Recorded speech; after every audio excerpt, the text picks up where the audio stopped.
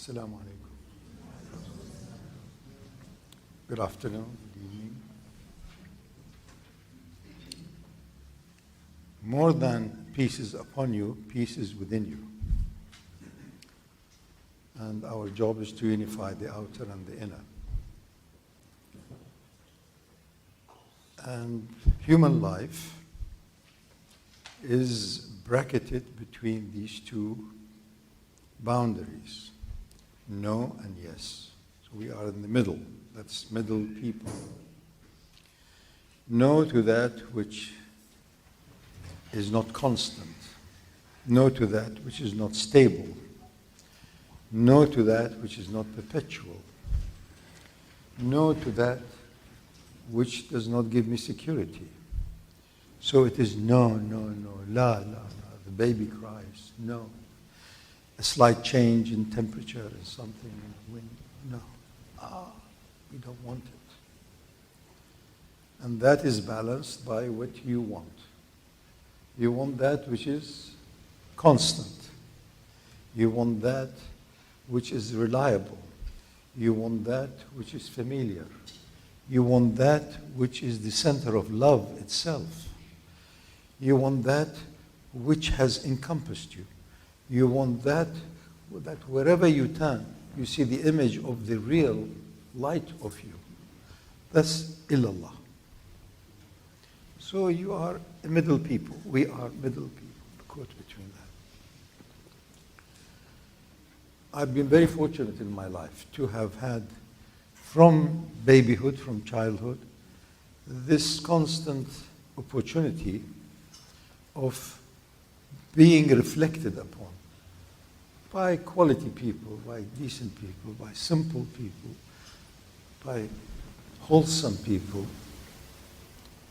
And this is what life is. It's a caravan.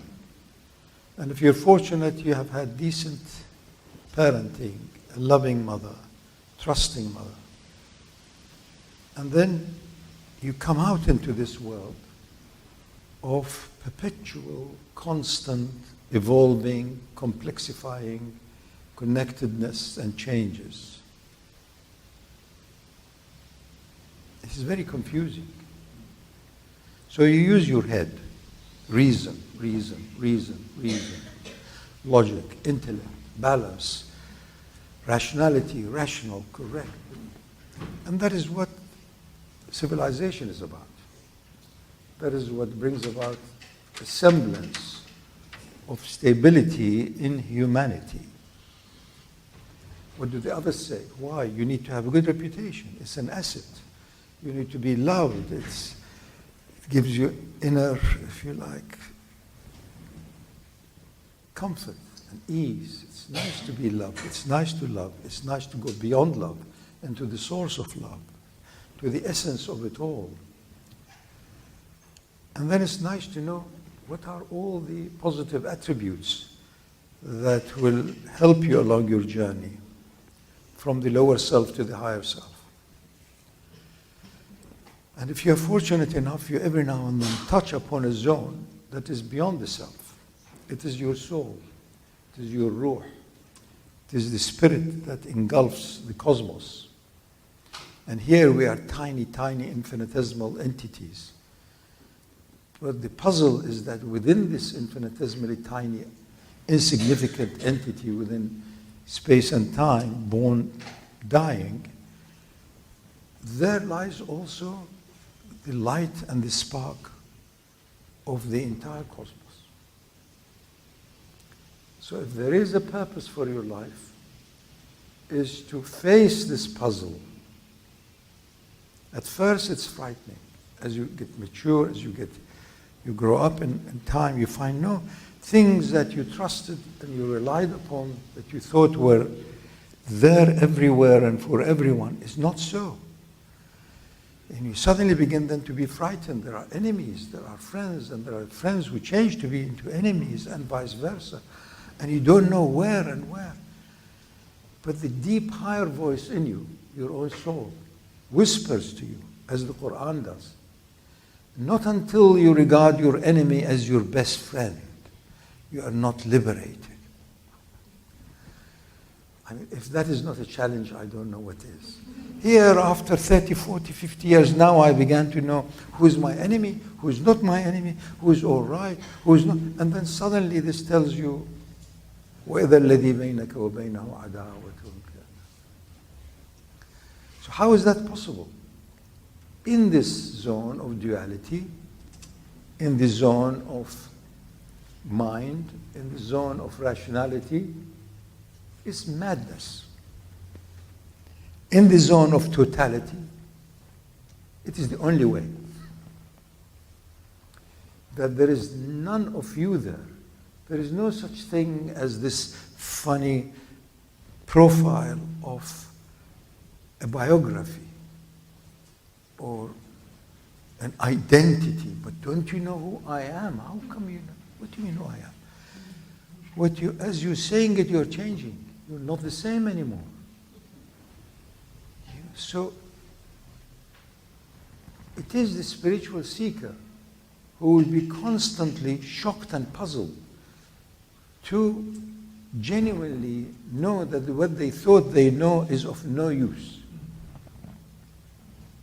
Because it has changed. You have changed. It had changed, you know.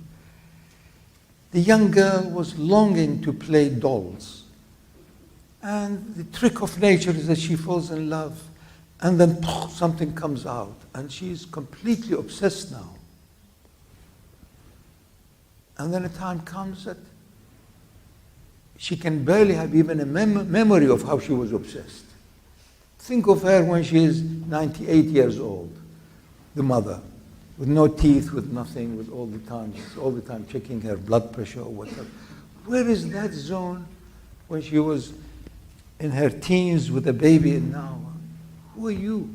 Who are you? Who were you? What were you? I'd like to share with you what I had learned in life. And it had been confirmed over and over and over and over for me in my adulthood. That's why I enjoy life. Because it's confirmed constantly. Confirms the patterns, the maps that I have seen clearer and clearer and clearer and clearer. It becomes so familiar that you don't have to look over the land. You just know exactly where you are. That happened actually to me physically, having been in a place where I would travel regularly within half an hour. I can almost tell you, according to the bump, where we are. So if that is on the physical map, how about then the map of truth or haqq? You will know. So you get confirmed and confirmed. Most of my awakening periods was to accept what I see in the lens of duality and humanity, and then put that slightly aside and go into the zone of unity, and then look with the eye of oneness, with the light of oneness, how these opposites emanated from the same, returning to the same.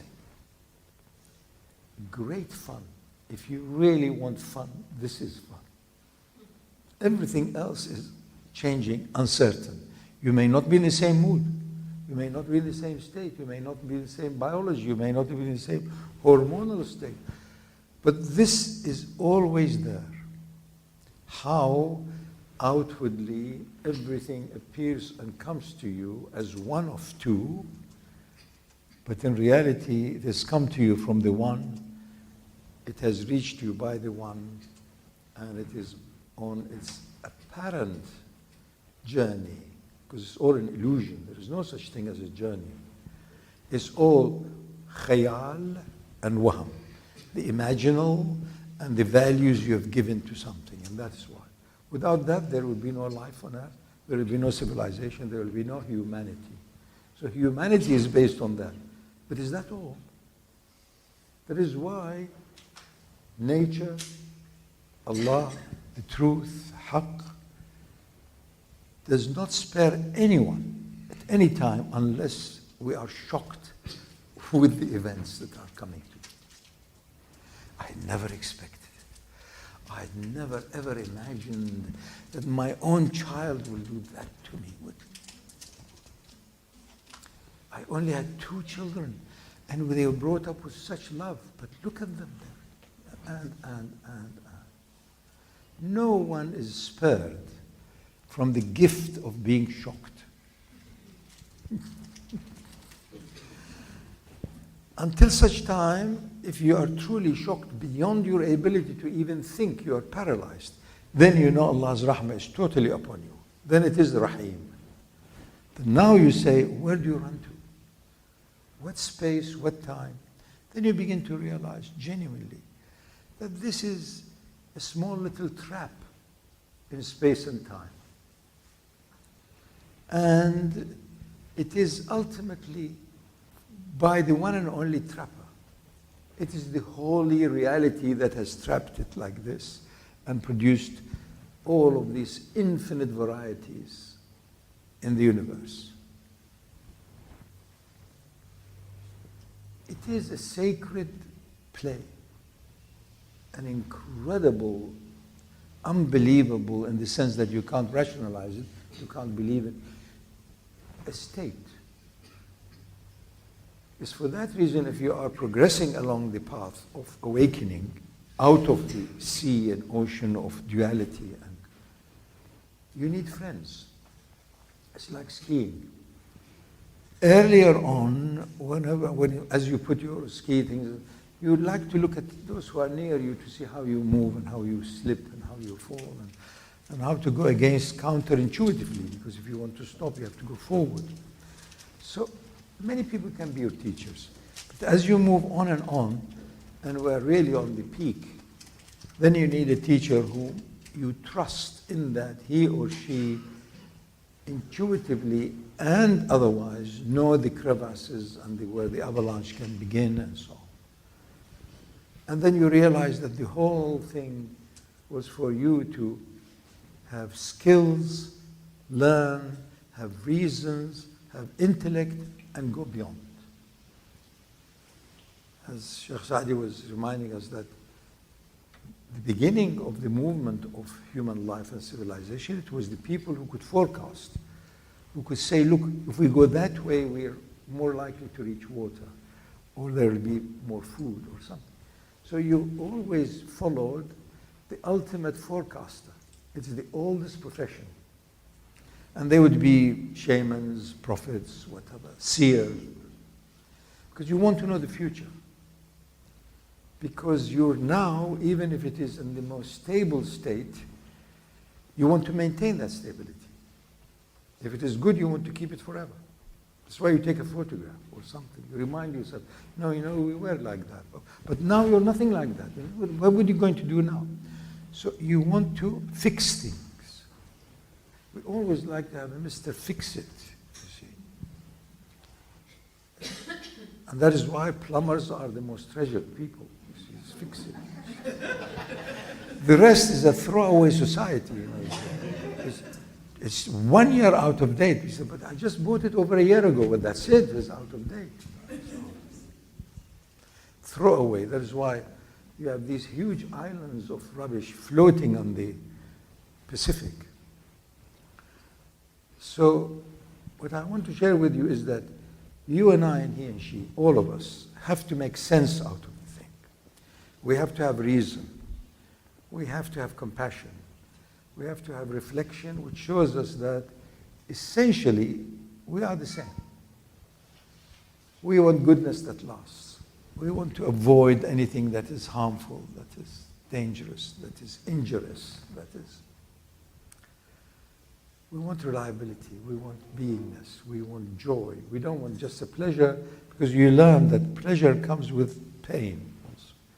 So as you move on and on until it is almost touching upon a zone of joy itself. The 2 books that you have had here, in a way, sum up very well, I think, my enjoyable journey on earth. Sufi Link is, as a Muslim, I wanted to know who are they, where are they, what is the transformative thread. So as I get out of the water and I begin to see the magnificent beach and the palm trees and the breeze and this, I don't want to be underwater. In my young days, I had seen a lot of people who were all underwater quarreling as to who is higher. This is the case of the so-called ulama. Because they are, all what they have is book knowledge, Zahiri knowledge, outer knowledge. So that's a competition there. And they are obsessed with more knowledge. Nowadays you call it information overload. It's the same. So why do you need it? Sheikh Google has it, so leave it there anytime you want. So there is a big difference in being underwater. I was saying, look here, no, we may be 50 feet before the surface. It's a big difference between 10 feet, 5 feet, but none of them are any consequence in comparison to being above water. That's why there are these terms of awakening, so many different steps of awakening. And then you see everything through the light of oneness as an illumined being. And then you are enlightened, you have no option, you know there is no you. You're completely, utterly caught and crushed back to your origin, which is light. So then you are really relieved, relived, living.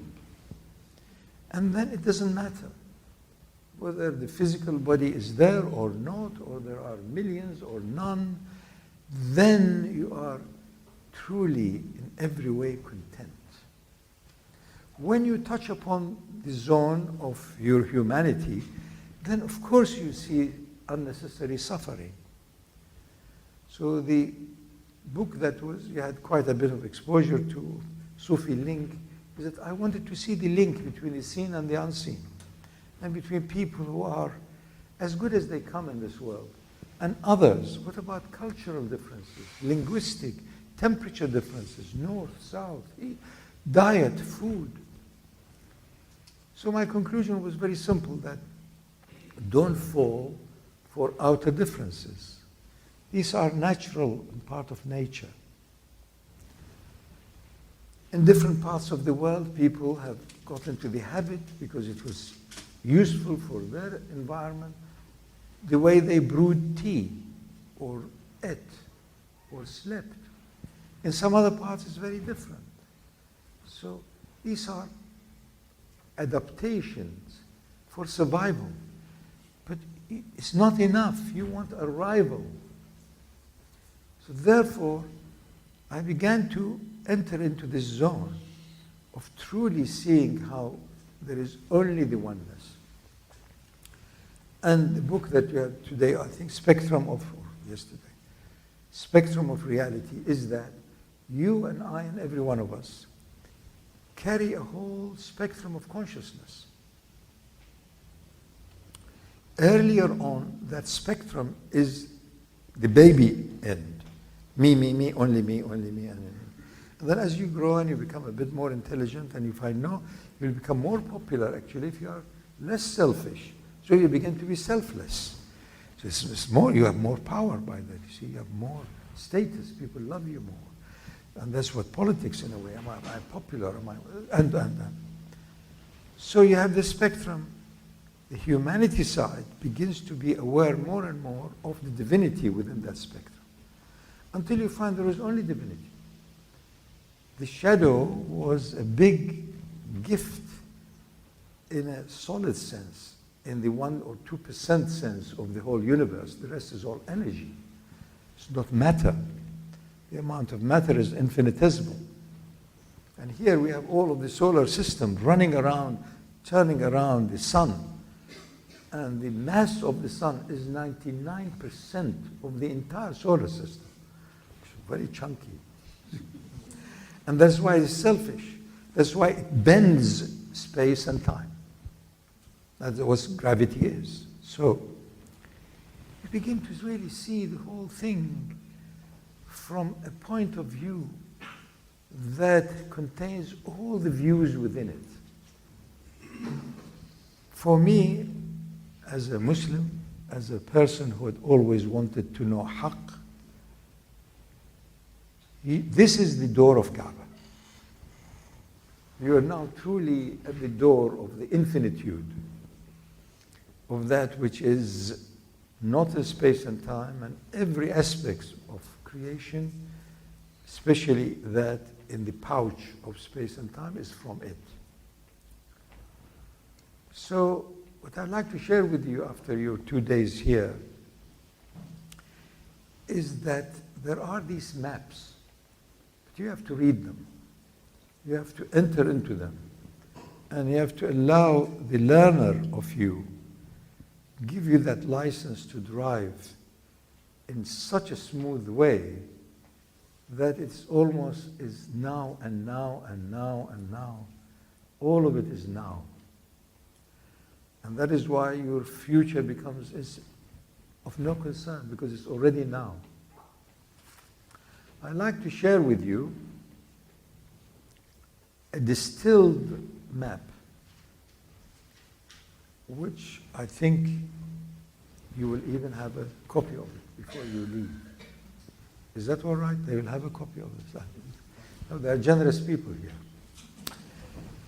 I have distilled it all for you in 5 chapters.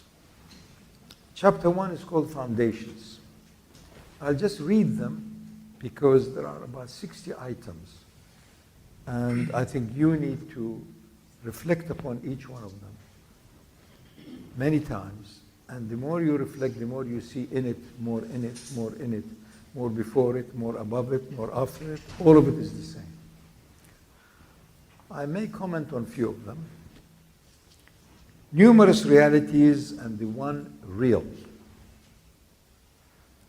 Space-time is this tiny little imaginative thing emanated from the perpetual. The world we are now living in, due to technology, is very honest. And I call the digital world is a very, very honest one because it's virtual. Because this other so-called real is actually virtual. Beginnings and ends, cycles and phases. This is what makes this creation of ours on this tiny earth appear to be real. Because they repeat, they link, they connect, interconnect.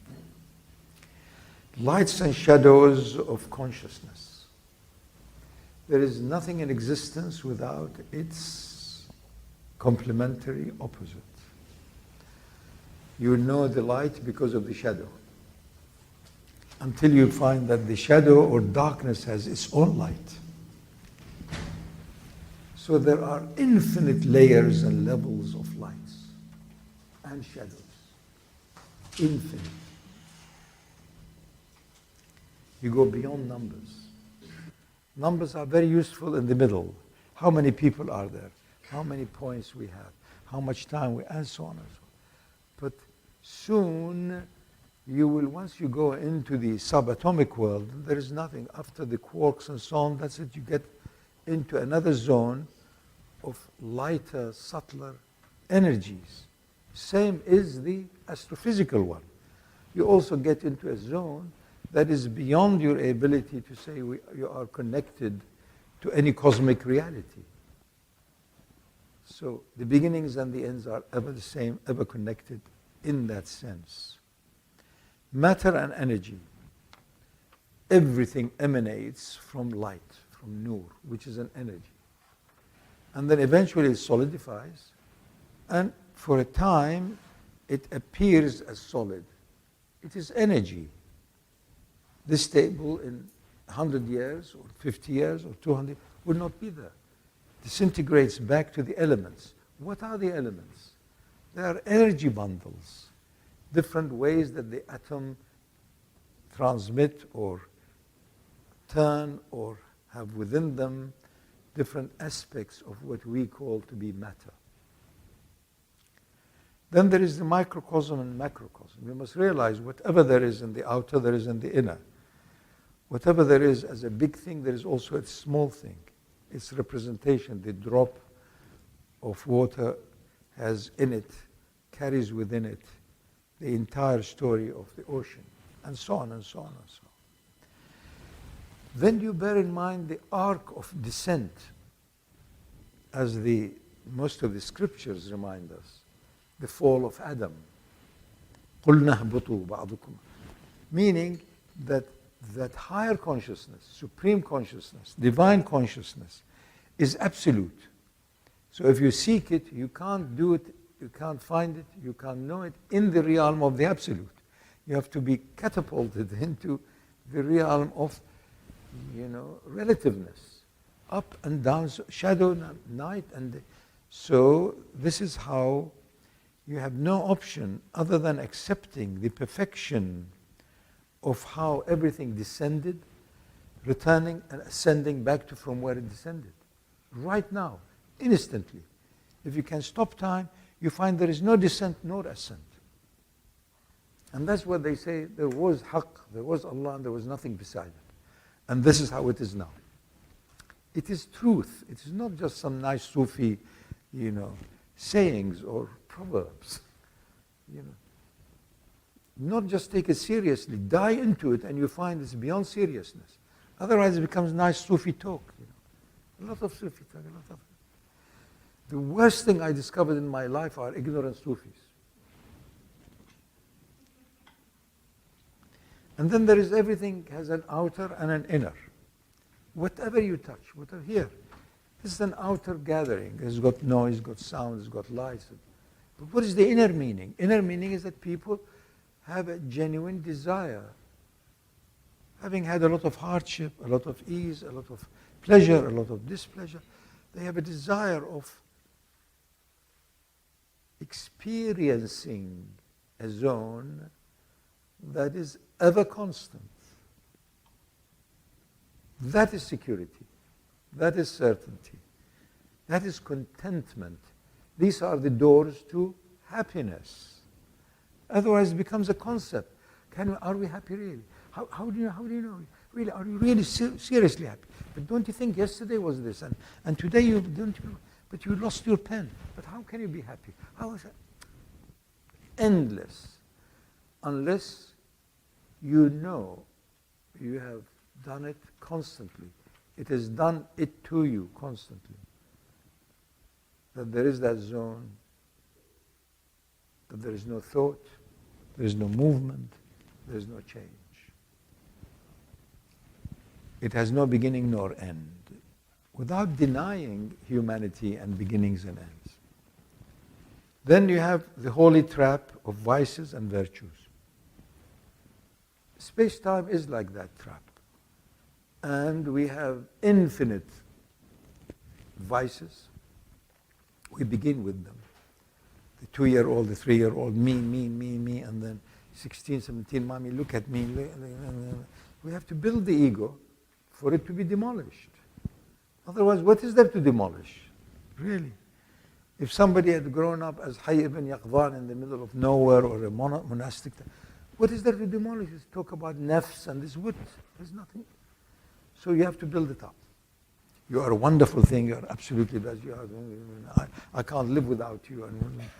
You have no life. This life of yours is an illusion, is a virtual reality of life itself. And if this so-called life of yours, you have not used, consumed, given yourself into it, onto it, to experience life itself, which is the absolute, then you haven't completed your journey. It's fine, carry on, do it.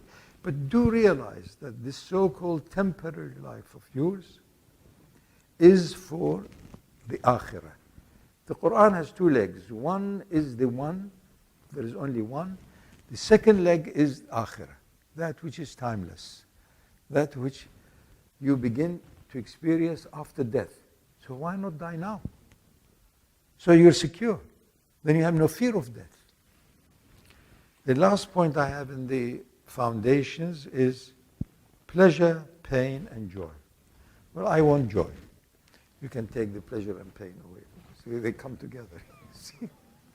So you ask the pleasure, but look, I saw this was such a wonderful meal. I ate so much. Yes, but there was the pain. You didn't make allowance for that. So this is chapter 1. Chapter 2, human nature. Anyway, you know that anyway. You've suffered enough from it, so I think I may be able to skip it. Here I have all of these trigger points. Each one of them is part of the atlas of reality. These are maps. Growth, change, and decline. Whatever comes is on its way back to where it came from. So all of it is cycles. So we grow from a baby to adult to this, that. Anything, a relationship goes from, a bit of a dislike to hate to battle to, blowing up the whole world. Or vice versa. Love begins with a bit of a companionship, attraction, empathy, sympathy, and can grow into unities. Yeah. So everything is subject to change, moving up and down and sideways in time. You are caught in space and time. Then we all love to explore everything to the extreme. We want to go beyond the boundaries. Extreme sport, extreme this, extreme meditation, extreme that. Because this zone of what I call the trap is bounding. You're not happy with it. No matter how much wealth you have, no matter how much material security you have, is not enough. That's why the nature of greed, when you look at it from humanity's point of view, is dreadful. But from divinity's point of view, it's a driving force not to be satisfied with anything. And the two are together. Every force in life has in it an aspect of human consciousness and an aspect of divine reality. Don't denounce it. Watch out. From where are you looking? From a human point of view, greed is terrible. And so everybody who is on the human side blamed greed. I, on the other hand, I'd like to meet the people who are really greedy beyond limit. Because that is like a balloon that is almost about to burst. So before you prick it, also it goes bust. Say, look, what more do you want? You've taken Fort Knox. You've taken the world. You've taken all of the planets. What now? What do you want now?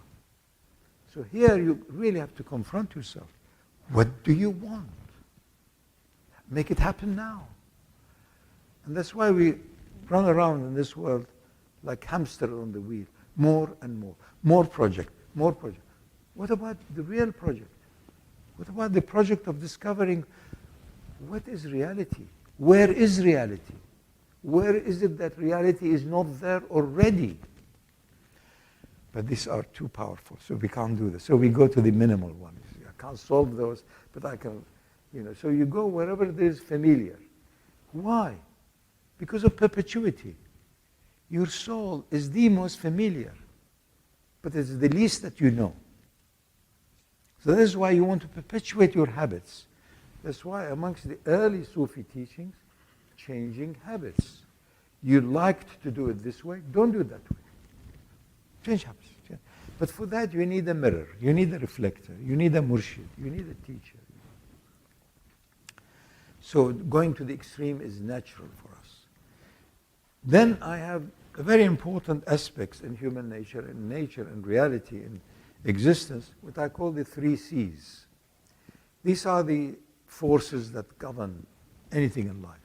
One is consciousness, life, the ultimate treasure, the highest value you give for anything else is life. Consciousness. The other one is to connect. The connection of the newly born with the mother. So important immediately for it to, because that was after 9 months of exclusivity. Now it's beginning to move into another phase. So you can't break that quickly. The mother has to hug. And so connect. Don't you know how many connections I have? Look at the photograph I have with the king. But they have demoted him now. No, I'm now with the prime minister. But you didn't hear the news. No. How? The news is that these are all fantasies. Before you manage to put it in a frame there and brag, you don't know who I am. The announcement is that there is no you. There is a light that had exploded in this universe, which others call the Big Bang or whatever.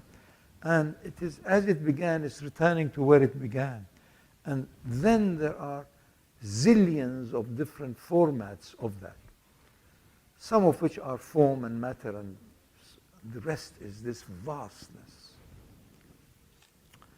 The third C is continuity. Continuity, connection, and consciousness. If you spend the next 2 years on that, you won't regret it. The two zones of experience, always two zones. I'm now speaking to you as a human being who has, by Allah's rahmah, and whom you also have, by Allah's rahmah, access to another zone in you, which is suprahumanity, which is the divinity in you, which is the light of Allah in you.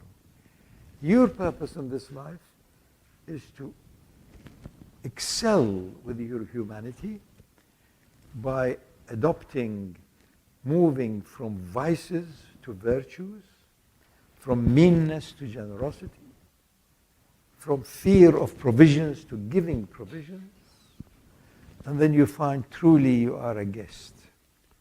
And the host is beyond description, beyond our ability to give merit to.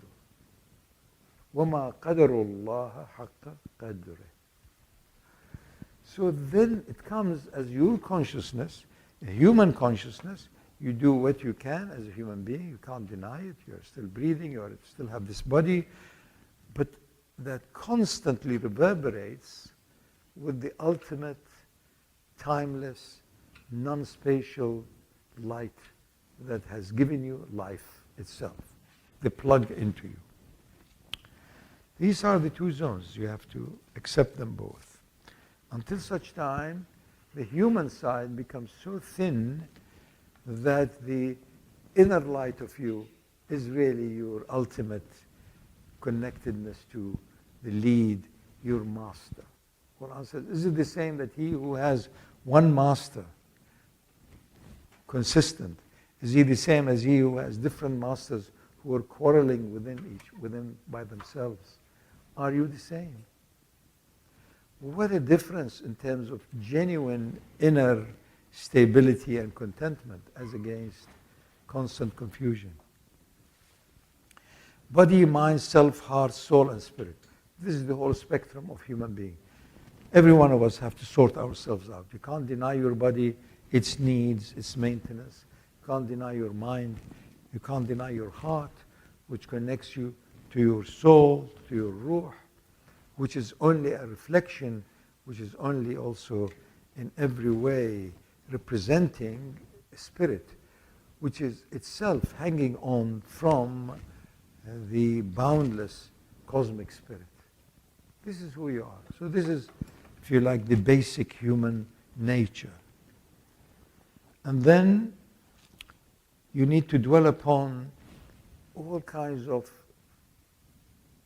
concentric, eccentric, all kinds of relationships. Relationship with other people, relationship with the weather, with the environment, with water, with what you eat, with what you think, with your friends, with your relationship. What about your family? What about your relatives? You know, some of the people who annoy you most are your own family. So, but we don't want to admit it because no, this can't be. Why was I born with these people? You know, so you have to put up with it. These are the areas where you are challenged, and you have to also subdue your ego. So whatever it is, you know, at least he's my elder brother and so on. Put up with it and escape, so as you're not over, row over them. Then, what about other people? People of the same language, same religion, the same taste, the same profession, and on and on and on. These are a very important thing for you to realize. These are the spheres in which we as human beings journey. And then the absurdity of the so-called status quo, of the establishment. Those of you who were quite difficult or naughty in your young years have a better chance of getting out of the box of space and time. But don't overdo it because you may hurt yourself. The establishment, the so-called norm, you have to have some norm. You have to have you have to have justice. You have to have tolerance. There must be some sort of, and that is why we've ended up in a world that everybody's running after the same thing, which is instant money, which is doing the least and gaining the most. Now, this is called, if you like, obsession with what you consider to be important or good for you. Advantage. You're obsessed with advantage. Take advantage now. You know, it will be too late. The shares have just been launched. If you don't do it now, so everybody wants advantage. The ultimate advantage to know that you are the most favored in the sense of consciousness. You have a much, much, much higher consciousness than most of the things we know. And don't ever also look down at other things which we consider only sentient or non-conscious. What about plant consciousness? What about subtler? What about stones? They all are vibrating. There's nothing in existence that doesn't vibrate. It's transmitting. It's announcing its presence. And then the drive towards roots and origin. Because there's a profession people want to try and look up your ancestry. Everybody wants to brag that my ancestor was so-and-so. They were mostly highwaymen. You know. And in the sense of the European and the British, they were pirates. 500 years ago, if you really wanted to be somebody, you would be a pirate, sanctioned by the Queen or the King. Then you come with an authority and you have a fancy flag. And if the others with you believe in that, that belief gives them a lot of strength and a lot of legitimacy. Yeah, we are doing it now in the name of Christianity. That's why development is important, but it's our development, the way we develop, not the way they think. And that is why those who are really ahead of this game, they're now talking about post-development. But all of it means return to origin.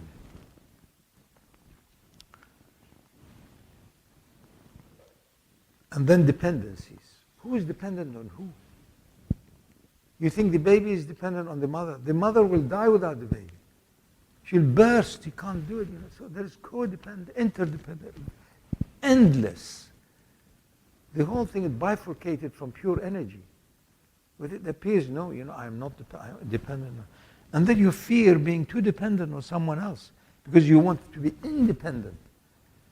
You know, the parents, as soon as the children grow, they're now independent. Don't you know my children are all independent? Meaning they are more lonely. And I'm also missing them. And nobody's there. And everybody goes and makes their miserable little meal by themselves, which will be enough for 10 others. Because you can't cook for one. So, oh no, I'm independent. You know, don't you know, I've gained. And the nation have got now independent. Now we can kill each other. Because we don't have an enemy. So now we are independent. Now. So dwell upon this amazing thing of interrelationship, interconnectedness. Then family upbringing and awakening. Trouble. Trouble, trouble. Everybody wants to be exactly the same thing. And if you really want to have a breakup of family, have two ladies who love cooking in the kitchen at the same time. It's one of the biggest tragedies if it happens to you, you know. And then what is decree and destiny? What power do you have? How much can you do? How much can you influence? Do you have any power about your ultimate destiny? What power do you have? Or are you completely powerless? The truth is very simple. You have limited power. How far you can stretch, say, send an emissary or a check or something. That's about it. Within space and time. Minuscule. You may consider yourself a great influencer of something. Maybe it's also. You know, but it's limited. And ultimately, the destiny that will come to you invariably has in it a factor that's far, far, far, far more stronger than what you thought. You may have made your money, built this, found the right city that will honor you. You have built 6 universities there, this, that. But by the time you come to reside on your own little fantasy kingdom, you find so many things have moved. And possibly you now have the privilege of being an Alzheimer patient. So what is there left? It often happens. If you really want to have fun, look at these things. And then your ideas about life and values will change. My third chapter here is compulsion and drives. What drives you? Perpetual drive towards perfection. You want to excel, such that there is absolute perfection. And then you're driven towards that which is perpetual. I don't want that which changes. As Nabi Allah Ibrahim says in the Quran, the sun gone, I don't see it. I want that which is not there all the time. Then the balance between humanity and divinity, that's every one of us. Take care of your humanity and your vices. Watch out. Be self-aware, self-critical, self-disciplined. Balance it with doing what you can for whoever it is. Self, be kind to whoever, whatever is facing you. If nothing is facing you, that's it. The ultimate service you can give to yourself is to be silent. Nothing more than that. Most of the spiritual and religious practices teach that in various ways appropriate to their culture. In the case of Islam, all of it is for the ibadah, and the ibadah is founded upon your presence of your heart and having no thought, no concern, no movement, and be filled up with the light. If you're not doing that, then you are like most of us. As you know, yes, alhamdulillah, mashallah, but you're not being transformed. Then you have the nothing is ever enough. Know that. Nothing is ever enough.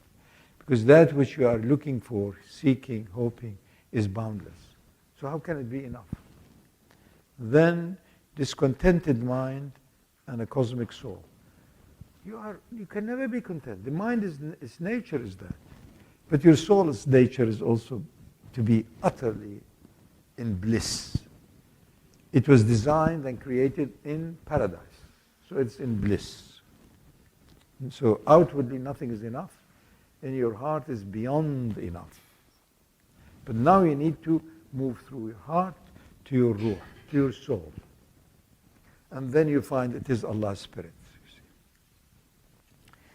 Discontented mind and cosmic soul. Effulgent, illumined heart.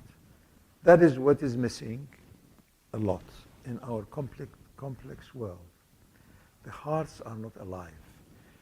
Too much calculation, too much outer advantage, but no inner joy, no inner presence.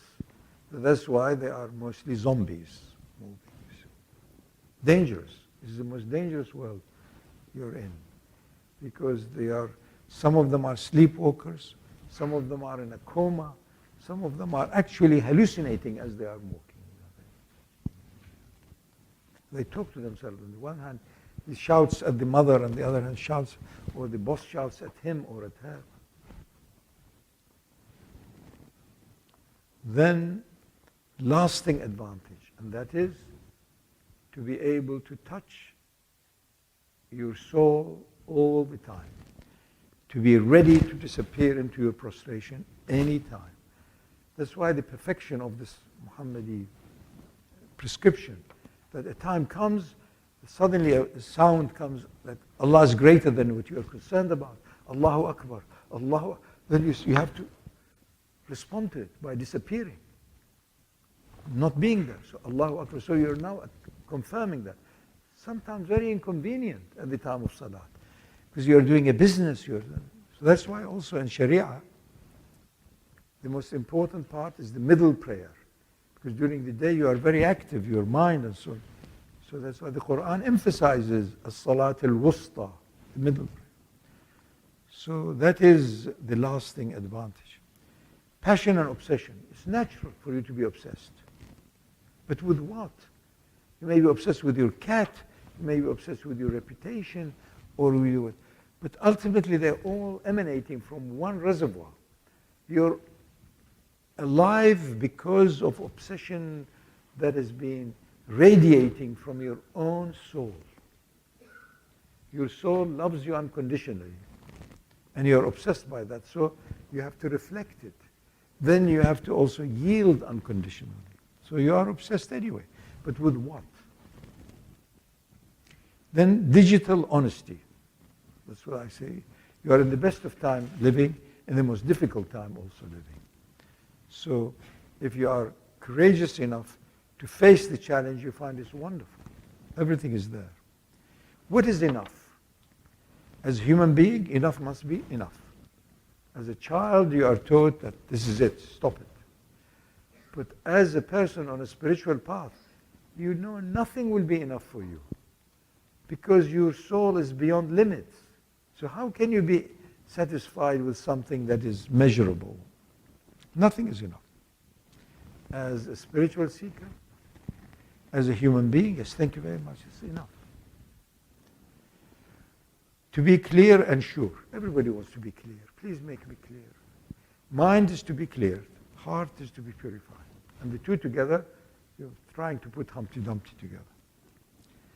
Life questing itself. Life, which is infinite, which is the sacred reality, which is that ongoingness, which is perpetuity, which is consciousness itself, supreme consciousness. That all that there is, so therefore it seeks itself. Everything else is emanating from it. It has to be reflected back to it. So your life, my life, has to reflect life itself. If not, we are dishonest. We are thieves. Chapter 4, perpetual now and presence. There are outer and inner zones, and the two meet in you. Actions, interactions, and original stillness. We've already covered most of that. Head and heart resonance. Have a clear head, rational head, ask advice, let others reflect that for you. You want wisdom, there is outer wisdom, there is worldly wisdom, which fades away into nothing when spiritual wisdom begins to come in.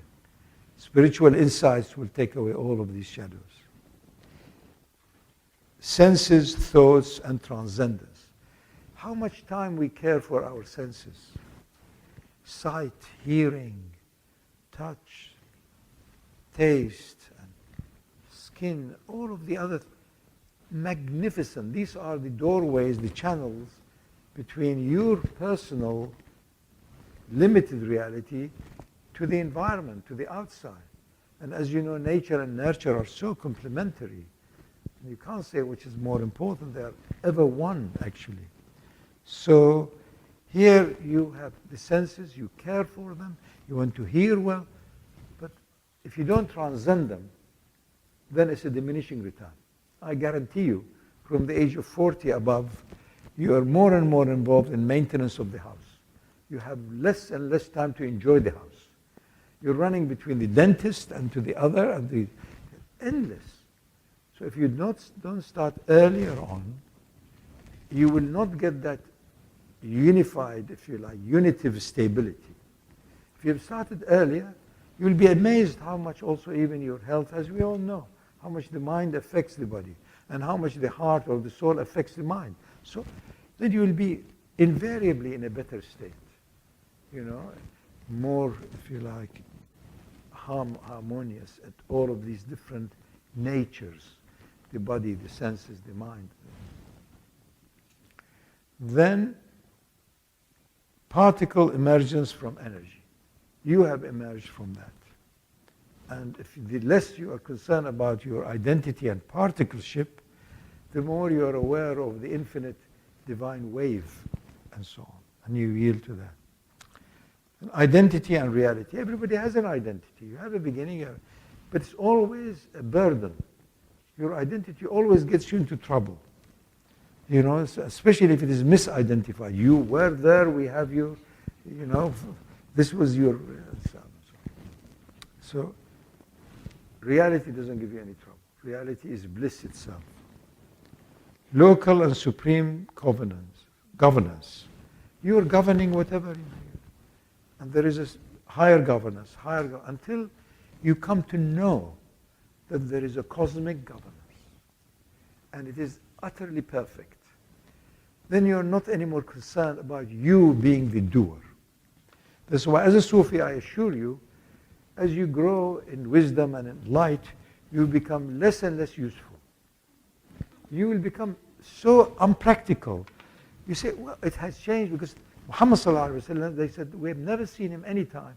When we came to him and told him something has broken, gone wrong, and he asked them, did it happen? They say yes. He said, well, that's fine. Al-khayru fima waqa. The best is to realize the perfection of what happened. Are you that? Or are you seething with anger for half a year, and the other half a year you're trying to sue somebody else? It happened. So many people, you hear them talking about unfortunately. That means things are haphazard. I had such expectation, it didn't happen, so unfortunate. And of course you become angry. Anger is nothing other than announcing your ignorance. You didn't expect what happened to happen. If you're wise enough, insightful enough, then you say, of course it happened. Of course, the people whom I love will always, every now and then, give me a big punch in my face. Because this is a human love. And the higher that love is, the more it is the love of love. So it's fine. Yeah, Allah wants to show me that it is He, not this other person. You know, it's your soulmate, not this other human mate. You know, really, they always let you down. So many people have told me that, look, it was the most inconvenient time that my husband died. We're just about to enjoy our retirement. Or I loved her so much, and only now I began to pay attention more to her when she died. How unfortunate. Send your objections, you know, to P.O. Box number 1. So there is local and supreme governance. Steps and states of awakening. We need a week on that in silence. Uncertain yet secure. That's me. I'm really absolutely uncertain about anything. But I'm totally, utterly secure. The right thing is, the right thing was, the right thing will be. And that's it. That's why often you find your sheikh or your teacher is surrounded by half-witted idiots. It's not unusual at all, because they also, because of that connectedness, he allows them to mumble and fumble and so on. Everybody has to go through the same thing. It is foolish parenting to say, look, I've been through that, I've done it, and my 26-year-old son comes to me and I tell him, don't do that, you will make a mistake. And he did it. Of course he has to do it. Because everybody has to go through the same things. You can't just pass on that inner core of light. You can only give them a map. And they are probably less likely to fall as badly as you did. So have the map, have the atlas, and as you slip, say, yes, I knew. So you may have a chance of getting away without breaking your hips. Rational, causal, and beyond reason. Truth is beyond reason. Everything within reason is boring. But you have to do it. You have to take care of your body. You have to have a clear mind. You have to be present. But it's light, delight, joy is beyond reason. As you know, mind has all the reasons, but love and passion is beyond reason. And that's who you are. Your soul is beyond reason. Respect that. But don't deny its shadows, which is the biography, the so-called you. Binary age, this is where we are. Either yay or no. It's wonderful. And therefore everything is virtual, and everybody else is sleepwalking, and as Rumi says, they are on the edge of falling from the roof, and they don't know. They're just still chatting with each other and gossiping. It's too late. Often it's too late. The last chapter is descriptions and prescriptions. Family life and upbringing. Avoid it. I mean, deal with it. The interplay of nature and yes, you have no option. Religion, spirituality, and the quest for a perfect presence.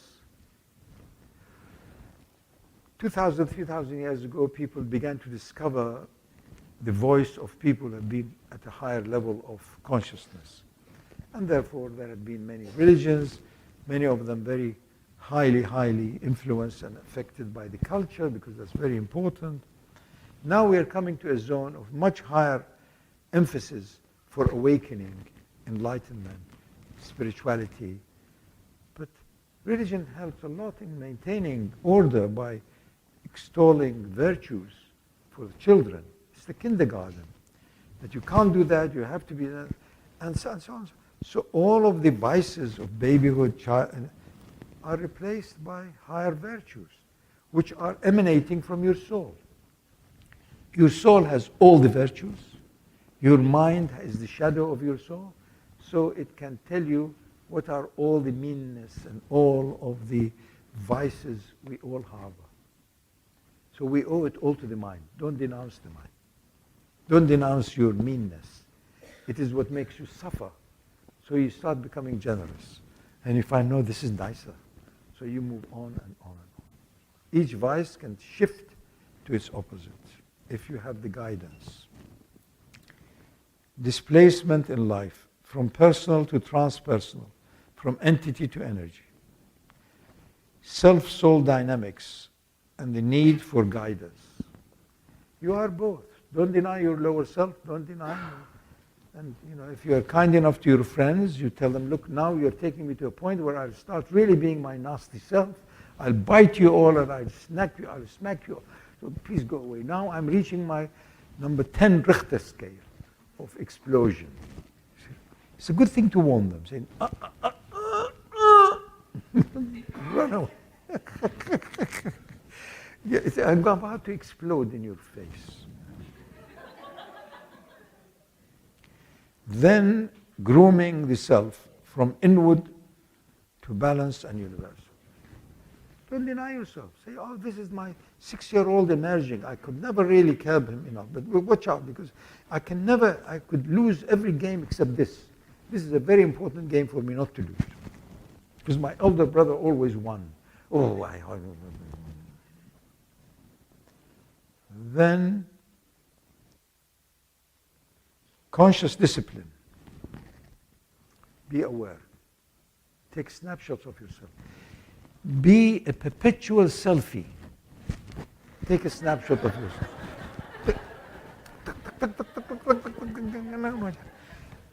And go into the horror of watching it the last hour in your day before you sleep. My God, look at me. Oh, look at me. I didn't even look in the mirror. Look how horrible I am. Oh, no. Good. Weep. Weep until you swim in that ocean of grief. From present to future, there is no such thing. There's only the presence. There's only timelessness. Everything else are tiny reflection of that. More is more and less is more. More is more as humans in the realm of duality. Of course, more is more. He has more power, more wealth, more and more. And then when you are moving into the zone from the mind to the heart, to the soul, then less is more. The less baggage you have, the less knowledge you have, the less concern you have, the more it is. Trust in Allah. But it can't be false. Watch out. Don't pretend to be a goofy or a Sufi. It's the worst. Who are you kidding? You are the one who counts most. He said, no, alhamdulillah, mashallah. But he's seething with anger about Allah. But he said, no, alhamdulillah, because we are taught to say alhamdulillah. That's why we end up being such hypocrites. And in our deen, the worst state to be in is a hypocrite. So, learn not to have any desires. You're seeking liberation, that's what it is. You're seeking freedom, that's what it is. Because the soul has no desire. And don't deny if there is a bit of pain. Because you have to start from the outer towards the inner. You have to put out the pain, the anguish, the whatever, and feed yourself, keep the animals. Are you all right now? Yes. Yes, that's okay. Okay, sign here. So at least for the next 10 minutes, I can deal with you. Keep the signature in your hand. And then move into the zone of bliss. And then your work will have supra-excellence. Because there is no longer you in it. You've done your bit of trying to impress. You've done it. Everybody's clapped for you. Your name appeared here, there, everywhere. And then what? What do you want? So, empty out, purify, and sublimate. A lot of workshops that give people this hope that you are this great, this especially human potential, causes more damage because it's postponing that confrontation. And you feel good, you do a bit of happy, clappy, this, that, and you feel good. You see. But the foundation is not there. This is illicit window to the courtyard of bliss. With a lot of hippie, happy, poppy music, these are all exceptionally dangerous because they have no roots. Yeah, ha, ha, ha, yes, and trying to please everybody. Who is everybody? The body is an energy state, appearing for a while like this. This is khayal. This is waham. The X-ray, which is one of the thousands of rays that you are made of, penetrates through the wall. But you cannot penetrate because the outer of you is all the animals. And the inner of you is the light of lights. You are both, all, at the same time. You are that spectrum of consciousness, spectrum of reality. You have to empty out first. Your past, what you had wanted is your handicap. If you try to sweeten it now, the new weeds will be impossible to weed out. That's why ignorant Sufism is the most dangerous. Because they try to give you, never mind, Allah is Rahim. Allah is Rahim, but I'm unhappy. What are you talking about? No, Allah is Rahman. No, he's seething with anger. And the other fellows try to be religious, pious person. You have to first learn to lose your identity, your past. Then you begin acts of natural generosity. That is sweetening. And then you polish. Takhliya, tahliya, tajliya. So you have then combined the entire spectrum. One end of it is light of light, the other is... And then you need to monitor your progress. Watch out, watch out.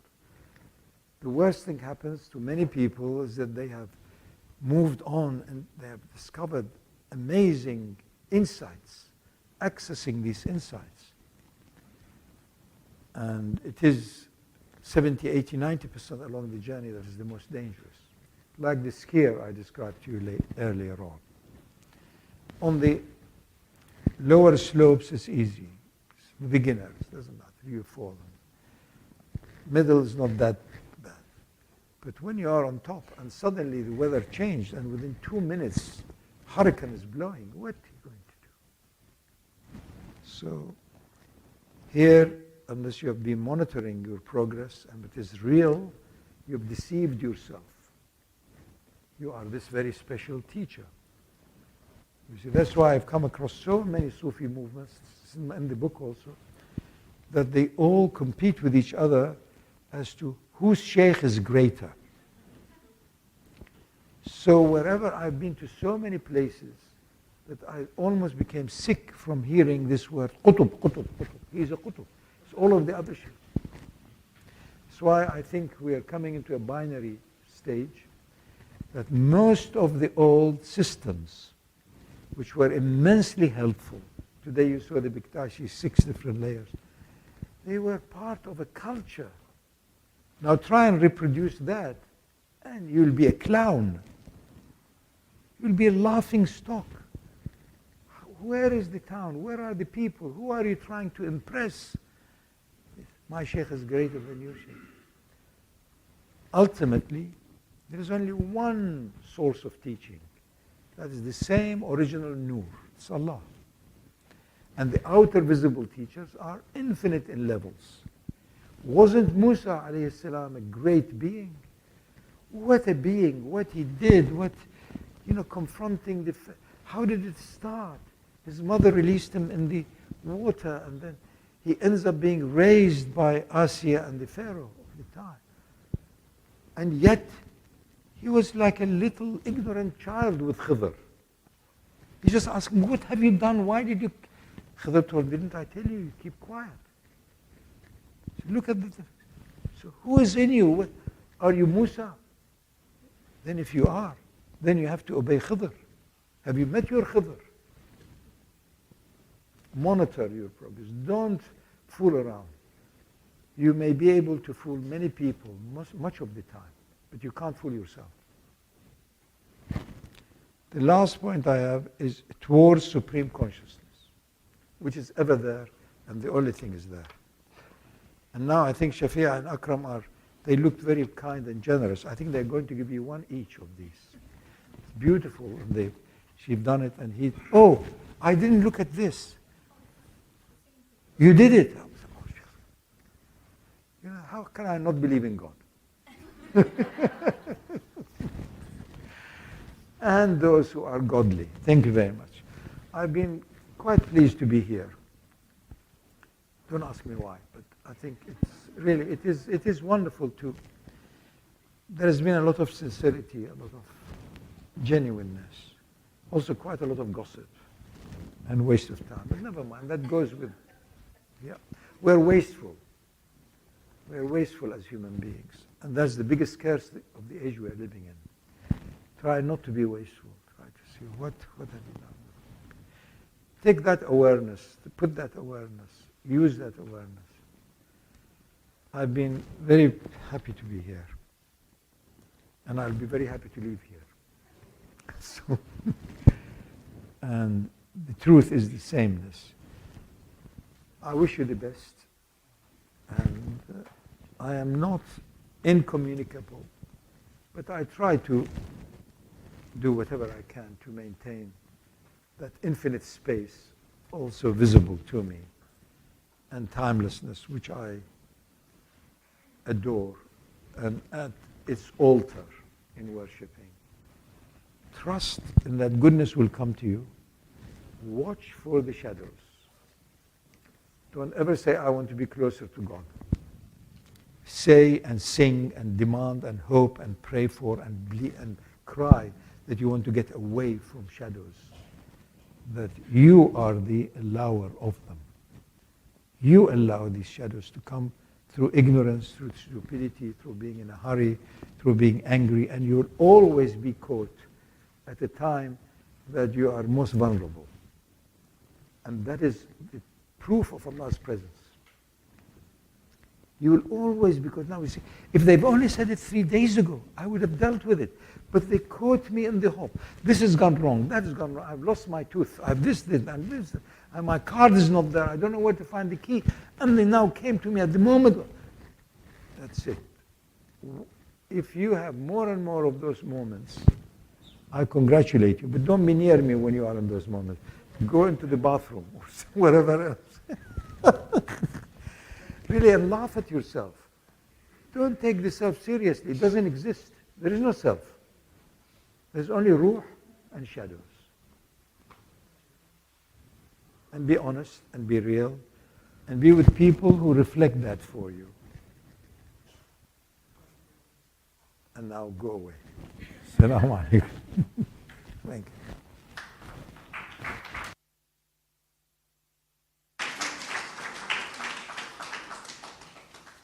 Thank you, Shaykh Fadhlalla, for continuing to energize us and for distilling such complex concept into such clear maps.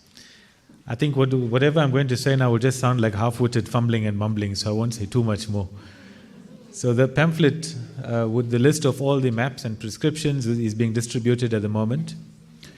Before we say a few thank yous, there's one announcement. And this is just to inform everybody that the Shaykh Fadhlalla Haeri Foundation has many projects. And many of us would have been involved in some of these projects already. And some of these projects includes books, videos, the YouTube clips that you would have seen, running workshops, etc.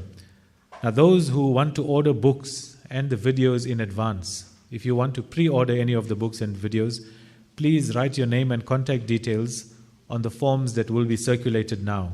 And you can indicate the number that you wish to order, and you will be given a list of the books that you would like to choose from.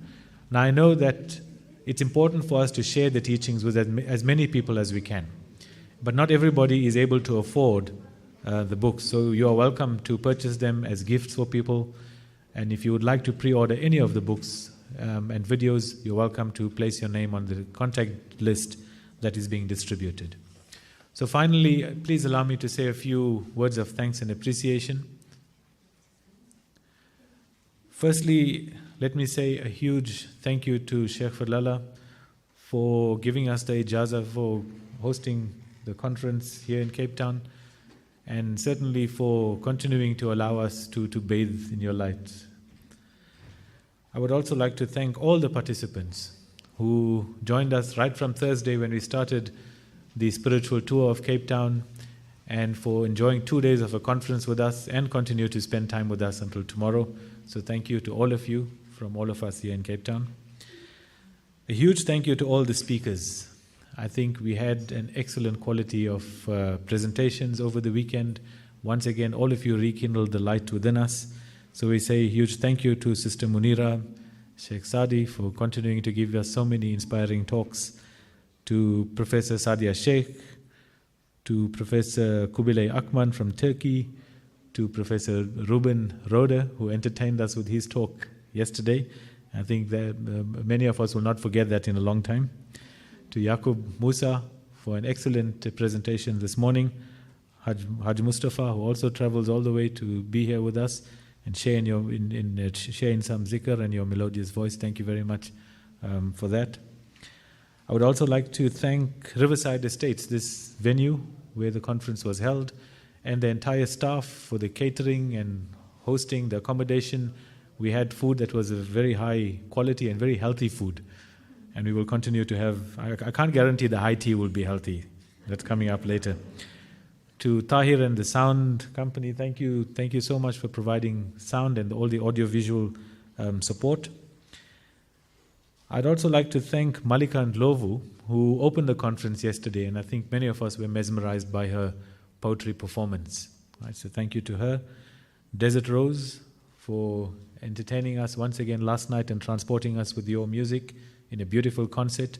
And the two poets who joined us last night, Shabir Banubai and Roshila Nair, thank you very much.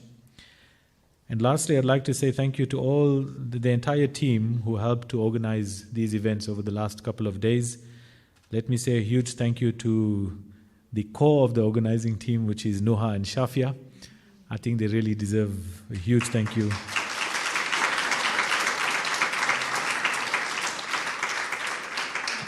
Shafia, I don't know why she's an advocate. She really should be in the logistics business, because the way she managed all the logistics surrounding these few days is laudable.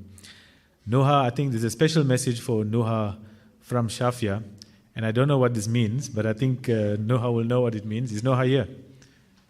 Oh, so the message for Nuha is that this conference is because you are.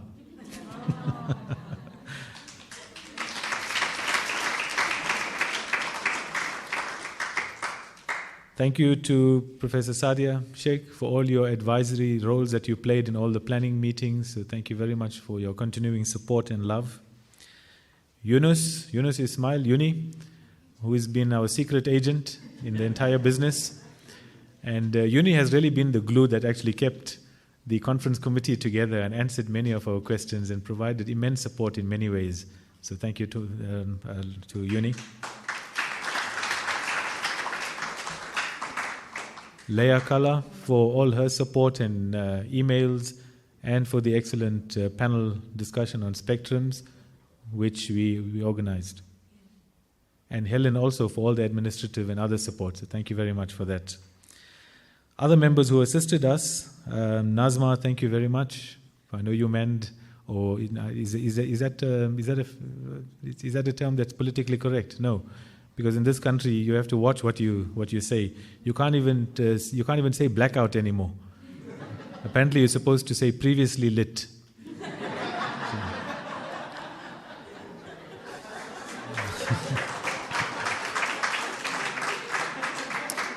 So thank you to Nazma, thank you to Asia, to Meher, to Nasima Jazbai, Shahid Esop for all the support that you gave to the organizing committee. And let me also say a huge thank you to our big brothers, let's call them big brothers, Abu Bakr Karolia and Umar from Johannesburg. The two of you have really been big brothers, and Abu Bakr, thank you for the emails and all the advice and advisory roles that you played. Thank you very much.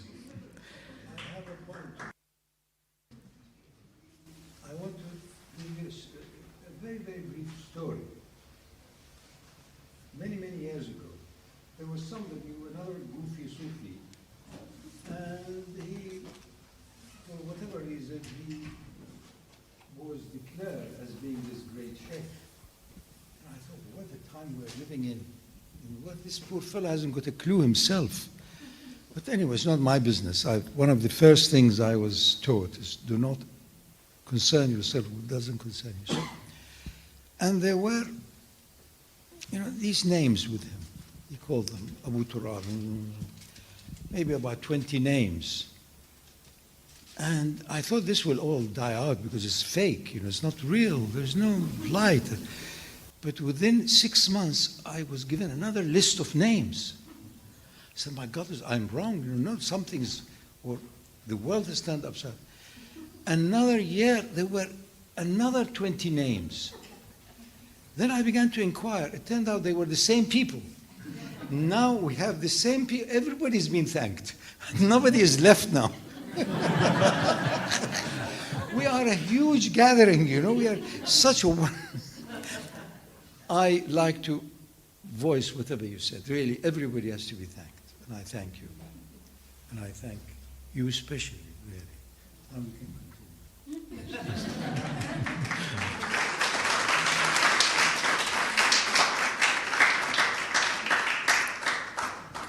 Thank you, Sheikh. I think sometimes we forget to say thank you. There are 86,400 seconds in every day, and it only takes 1 second to say thank you. So we'd like to hand out some gifts, and if Shafia and Nuha will help me hand out the gifts. I think the gifts are the back here, Shafia, behind. Oh, then Shafia will help me give out the gifts to some people. Will you let me know the names, and then we can call out the members. Would you? Sheikh Saadi, thank you very much. It's a small token of appreciation from us.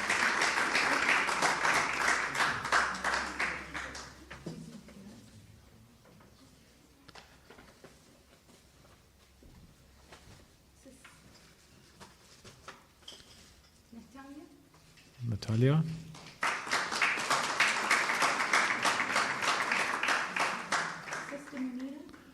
Sister Munira. Oh, she's here.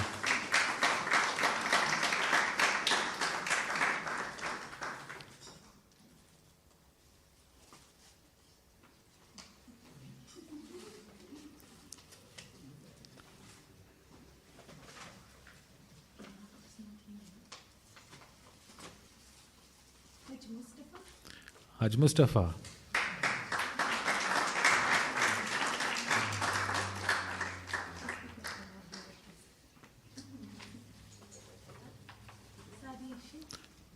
Professor Sadia Sheikh.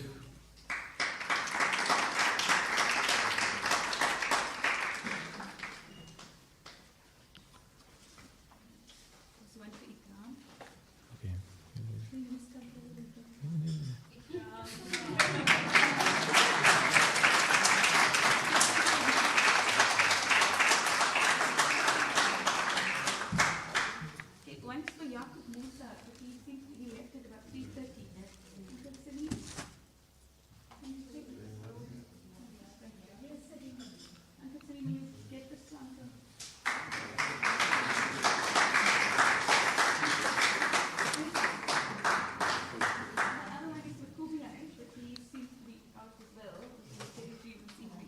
We'll give Kubilay that this evening.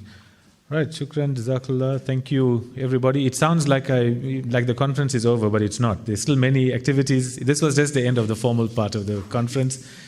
I will now, with loving kindness, invite everyone to join us for high tea. And then after Maghrib Salah tonight is the Cape Town traditional dhikr with Imam Isa Alexander and the Al Anwar Jama.